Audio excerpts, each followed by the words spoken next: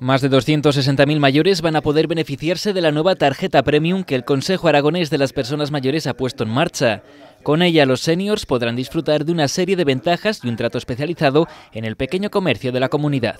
Los comercios que deseen elaborar con este proyecto tendrán una pegatina que pondrá aquí sí. Y yo, persona mayor, que estoy identificado con esta tarjeta, veré, aquí sí, y ahí iré. Ahí es donde iré, porque yo sé que ahí tendré un trato especial.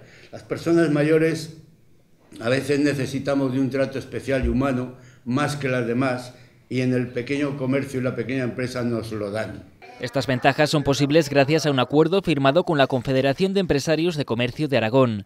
El convenio incluye también otro tipo de acciones y jornadas formativas para promocionar el comercio de proximidad entre este colectivo. Colaborar todo el comercio de Aragón, todo aquel que se quiera adherir a poder participar con una pequeña ayuda. Aquí no se habla de descuentos ni se habla de cantidades, simplemente se habla de buenas voluntades.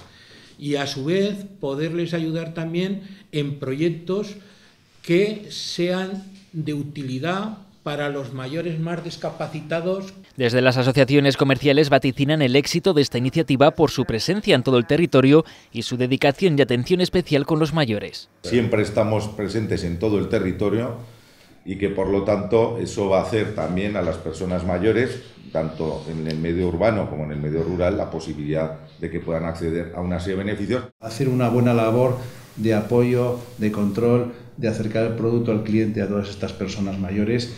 Por consiguiente hay que reivindicar y poner en valor que no solamente es un sector económico, el comercial, sino que también es un sector que crea sociedad y que es social.